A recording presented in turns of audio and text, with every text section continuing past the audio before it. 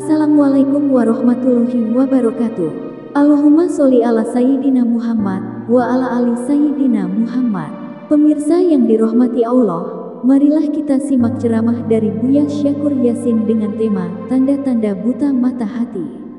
Sebelumnya marilah kita perbanyak sholawat minimal 1000 kali sehari, agar hidup kita penuh barokah dan mendapatkan syafaat kelak. Jangan lupa berikan dukungan kepada channel kami dengan memberikan super thanks seikhlasnya. Marilah kita doakan agar almarhum Buya Syakur Yasin diberikan tempat terbaik di sisi Allah Subhanahu wa Ta'ala. Amin ya robbal alamin. Wa haka anta la ta'ud minar rijal. Ya, itu kan. Hah? Atasnya. Wa kaya jahilu ta'ridu anil haqqi azza wa jalla wa tukhalli. Wahai orang yang bodoh, kamu berpaling dari Allah, wa tukhallihi, dan kau biarkan Allah wara'a zahri qalbika, kau tinggalkan di belakang punggung hatimu. Tastaghilu bihidmatil khalqi, kamu sibuk melayani manusia. Allah kau tinggalkan, kamu sibuk mengurusi manusia. Al-qawmu istaghalu bi khidmatil haqqi azza wa jalla. Kalau orang lain mah, kaum itu mereka sibuk berkhidmat kepada Allah. Faqarraba qulubahum ilaihi, sehingga Allah dekatkan hati mereka kepada Allah. Ta'arrafa ilaiha fa'arafathu, memperkenalkan kepadanya dan lalu dia pun kenal. Didekatkan Allah dan dikenalkan Allah, karena mereka sibuk bekerja berkhidmat kepada Allah. Ahaduhum idza 'arafa al-haqqa azza wa jalla wa faragha min muharabati nafsihi, seseorang di antara mereka ketika sudah kenal dengan Allah,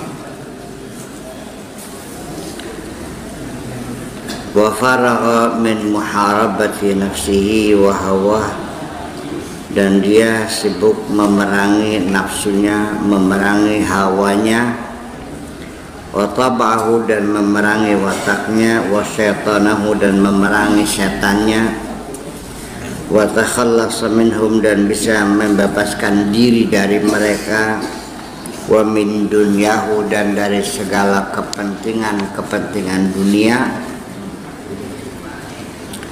Futihalahu au fatahalahul haqqu azza wa jalla, maka Allah akan membuka untuk dia bab qurbihi, pintu menuju kedekatan kepada Allah. Yatlubu syughlan ya'maluhu, dia menuntut kesibukan yang dikerjakan. Fayuqalu lahu, lalu akan dikatakan kepadanya, irja wara'aka, kembalilah ke belakangmu, wastaghil bi khidmatil khalqi, dan silakan berkhidmat kepada manusia. Wadullahum, dan tunjukkan kepada mereka alaina, jalan menuju kami.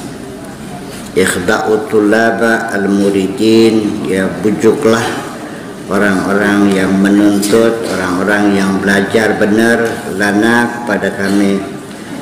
Antum ghuflun, kamu lalai semuanya, amal qaum fi, dari apa yang menjadi kesibukan suatu kaum di sini. Wa tuwasiluna biya dabba bidzalami, wa tuwasiluna ad-diya'a bidh-dhalami, ad-diya'a bidh-dhalami, kamu lanjutkan kegelapan dengan cahaya dengan kegelapan, fil kaddi ada nufus, dengan bersusah payah membela nafsu, allati hiya aduwatukum, yang dia adalah musuh kamu. Wa tardauna azwajakum, dan kamu ingin menyenangkan istri-istri kamu.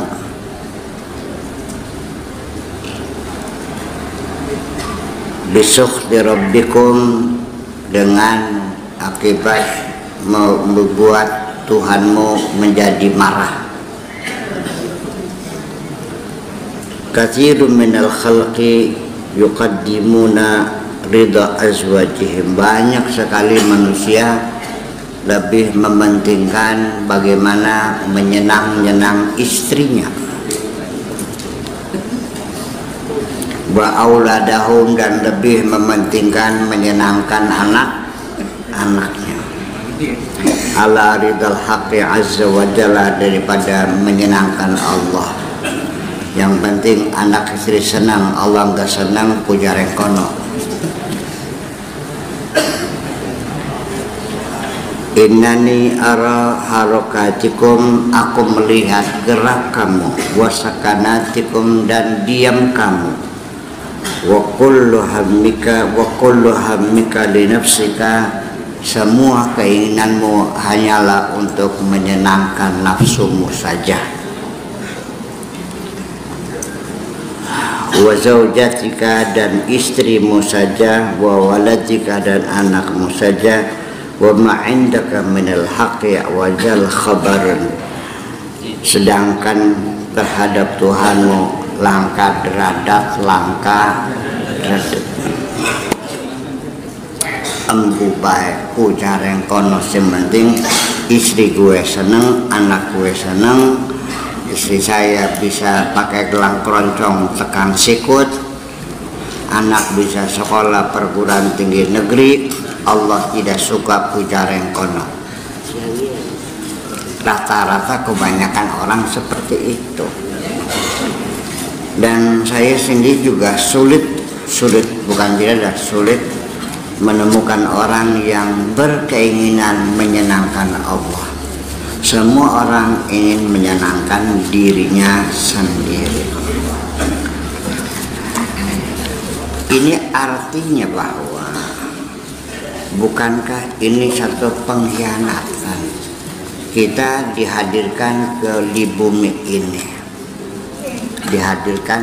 bumi ini, dengan difasilitasi segala kebutuhan kita, dicukupi dengan berbagai macam inventaris, dari oksigen, udara, matahari, air, semuanya silahkan kau pakai. Sengaja kamu dihadirkan ke sini untuk bekerja kepada Allah. Wa ma khalaqtul jinna wal insa illa liya'budun. Ternyata selama di sini kamu tidak pernah bekerja untuk Allah, bekerja untuk dirimu sendiri.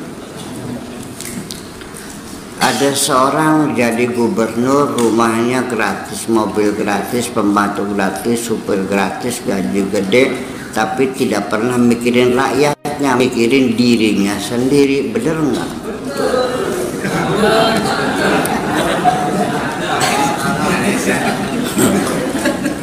Ya itu kamu. Iya. Oleh dunungan dari Saudi ngirim tiket, dibiayai, dikasih gaji, tapi ternyata sampai di sana masak untuk dirinya sendiri, mencuci bajunya sendiri, bajunya dunungan, bajunya majikan nggak pernah dicuciin.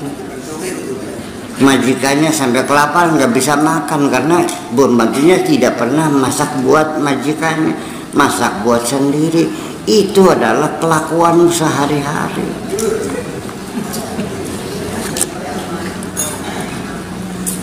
Lamun kita ada di majikan sih letak blender sih. Ini maksudnya, kok gila itu? Kok kenapa? Dia menyenangkan anak istri, kepentingan diri, dan majikan yang memberikan banyak fasilitas sama sekali tidak pernah ditoleh. Mah puja rengkono, terserah kamu ya. Kenapa seperti itu? Ya. Jadi dan selama ini kamu tidak mengerjakan tugas-tugas dari Allah dengan segala fasilitasnya kamu nikmati dan tidak pernah kamu merasa berdosa. Iya. Iya, non. Merasa banyak temannya, jadi nggak merasa berdosa. Merasa banyak temannya. Yang masih banyak dan seorang biasa-biasa saja. Oh, banyak temennya, maksudnya banyak yang sama gitu. Iya. Oh, jadi karena kaprah dan lumrah akhirnya kesalahan tidak disadari gitu. Itu maksudnya.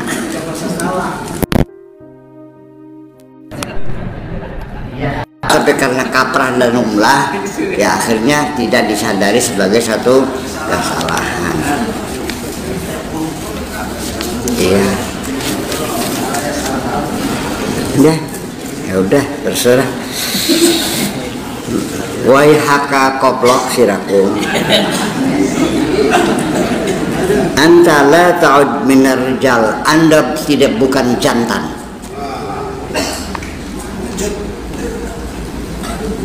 You are not good fellow. Kamu bukan lelaki yang sejati.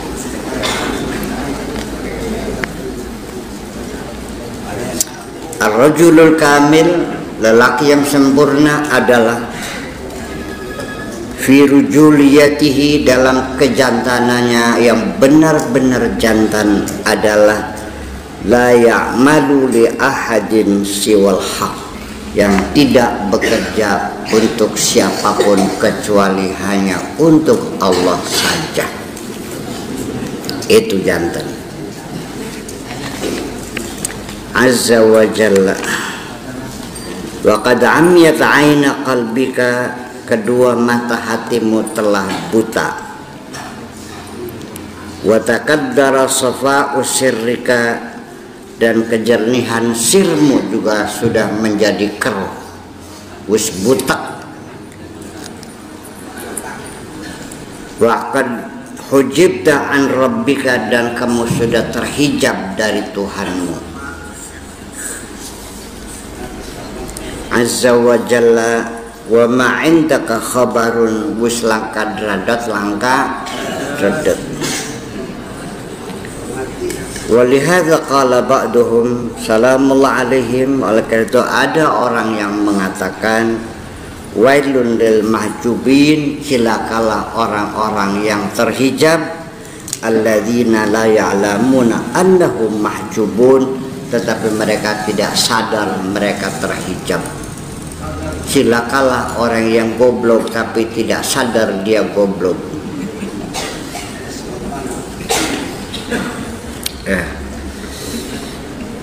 Cilakalah orang yang tertutup mata hatinya tapi dia tidak merasa tertutup. Selama ini merasanya baik-baik saja. Ya, artinya bahwa seorang lelaki yang benar-benar jantan bahwa mau bekerja hanya untuk Allah saja. Karena yang menghadirkan kita di sini adalah Allah, yang memfasilitasi Allah, yang menanggung segala biaya dan resikonya Allah. Kenapa kamu bekerja untuk orang lain? Coba pikirkan baik-baik. Apakah itu bukan pengkhianatan? Sampai-sampai dalam segala keputusanmu apapun selalu yang dipertimbangkan bagaimana kata orang lain. Kenapa kita tidak mengatakan bagaimana kata Allah? Khawatir barangkali ada orang yang tidak suka urusan apa orang lain.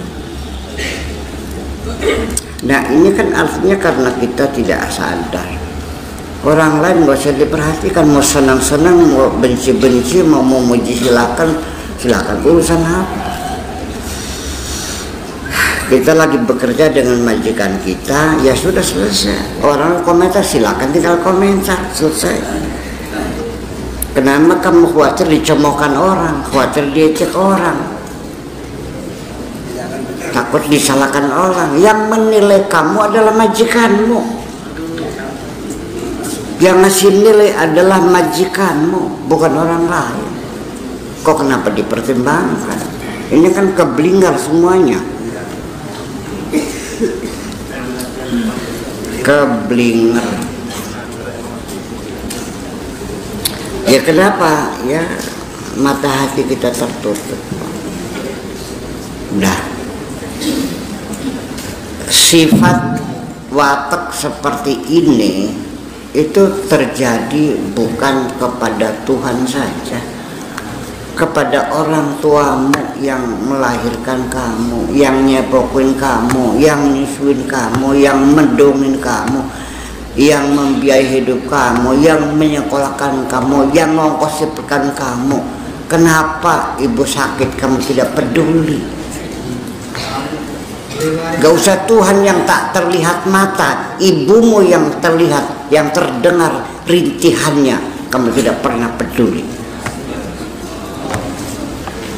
Kejam banget sih. Iya kan? Betul nggak?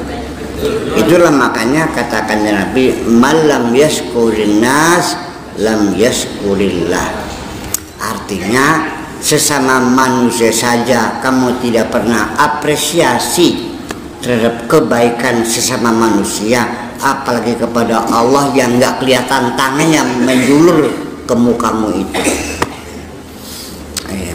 Kamu yang lihat orang gua ngitung di depan kamu, oh kantongnya tahu, juga tidak berterima kasih, apalagi kamu tidak pernah melihat Allah merogoh kantong mengambil duit buat kamu.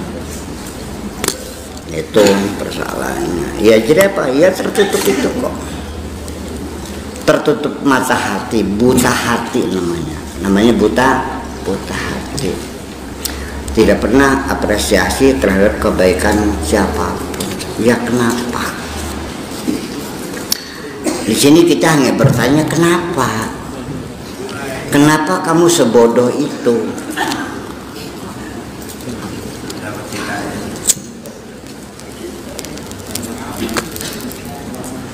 Terus alasannya belum dapat hidayah. Nah kamunya pengen hidayah enggak? Mempersiapkan diri enggak untuk dapat hidayah? Gimana caranya mempersiapkan diri supaya dapat hidayah? Ngaji buku Senin.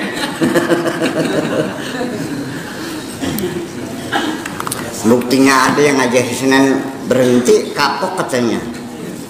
Ngaji apa? Biasa pun orang akan dagang jalan orang suarga. Sehingga anda kena Gusti Allah, bagai bosan. Ngaji mana? Kandanya Gusti Allah mana? Ngaji mana? Gusti Allah mana? Kayak langkah sejenis kah? Ya? Oh gitu. Ya iya, ya sejenis lah kan gitu.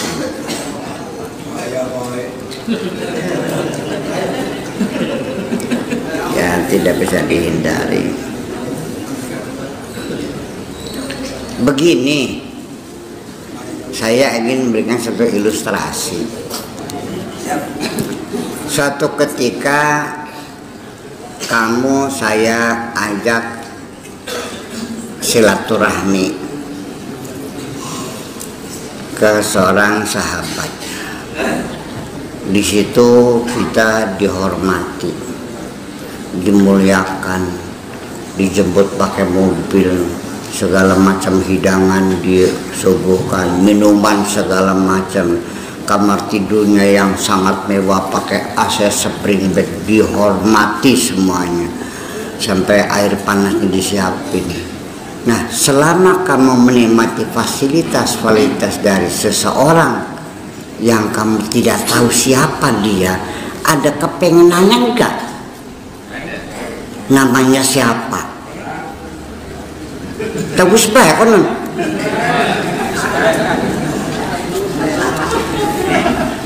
Bisbah, kamu kemana? Misalnya main di rumah, orangnya hormat, namanya siapa? Nggak tahu ya siapa sih. Dari selama itu kamu mendapat fasilitas yang luar biasa, kamu tidak kepengen kenal dengan orang itu. Sesama manusia juga terjadi manusia-manusia kunyuk seperti itu.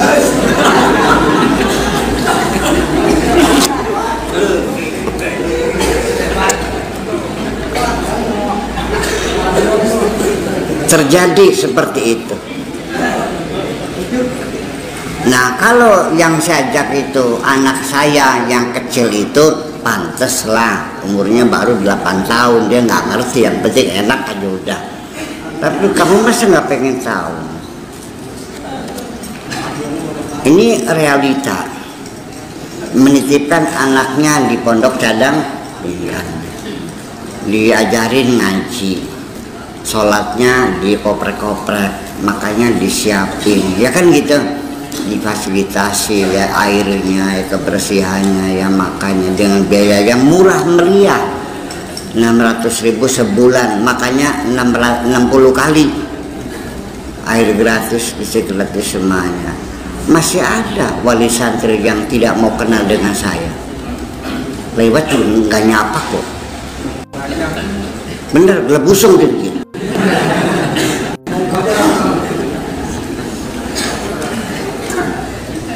Nggak mau kenal, enggak, ya wis baik kamu. Paling-paling ada ya terakhir ketika sudah 6 tahun udah tamat, waktu permisi dia mencari mana kiainya. Lalu datang pada saya, pamitan, matur kesuwun, ya wis bareng-bareng dalam. Badai pamit ya udah, baru kenal. Ada kan? Anak maning sih ngokon kita juga sendal pisan. Kaji, tolong juga takkan sendal kono. Ya wis mangga. ya ini kan wajah-wajah songong tuh. Kelihatan wajah-wajah songong.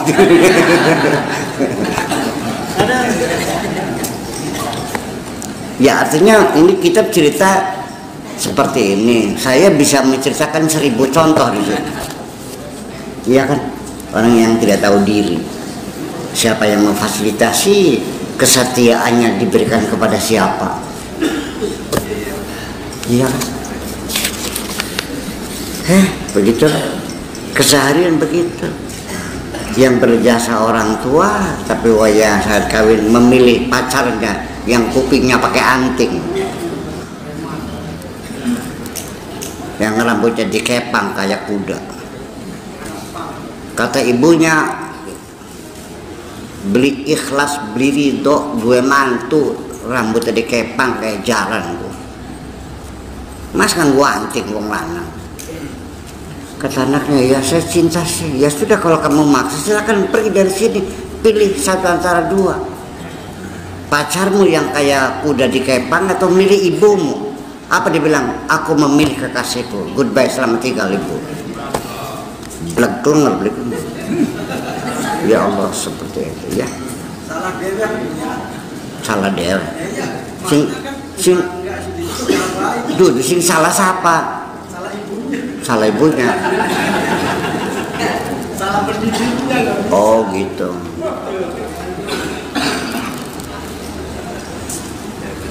Ya maksud kita ya, kita juga melakukan hal semacam itu, dan kita nggak kepalang tanggung kepada Tuhan kita sendiri kok. Dan selama itu kita tidak pernah beristighfar kok, malah justru banyak yang merasa bangga seperti dirinya paling benar di alam dunia ini. sehingga tidak pernah menjaga etika sopan santun, petantang, pencilak tuh ya, tudang tuding, mengontrol kebenaran.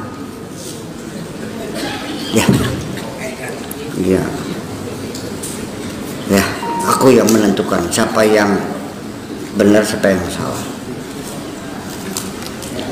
Iya, ini muslim, ini musyrik, ini kafir, ini bid'ah, ini zinjik, ini. Luas sekali pengetahuannya itu. Ada nggak?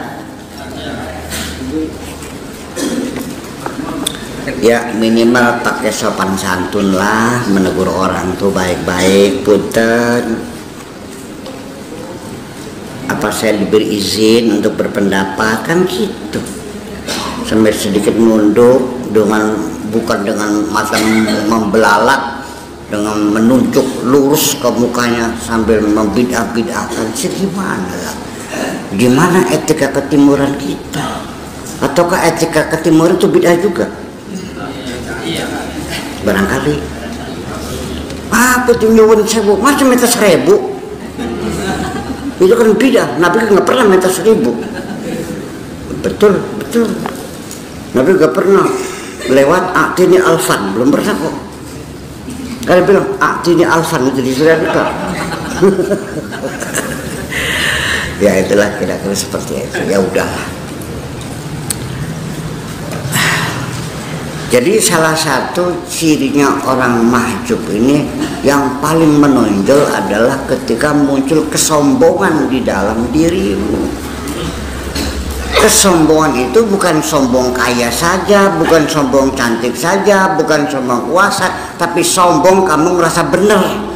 Itu yang paling hebat tuh. Sombong merasa paling benar. Kalau orang sombong paling benar mah, dia yakin bakal masuk surga.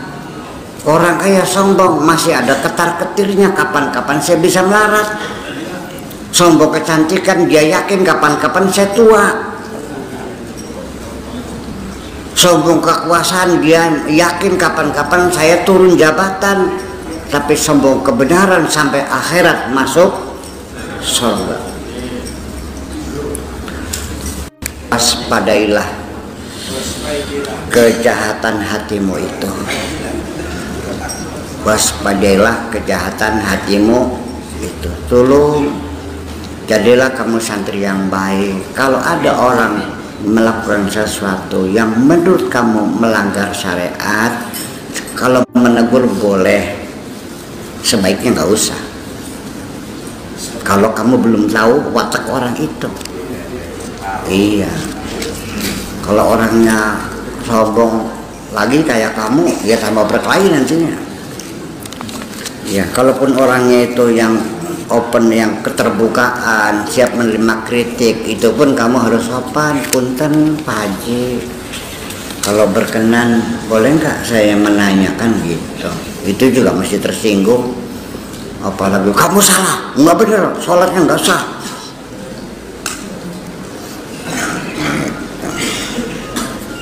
Gitulah kira-kira.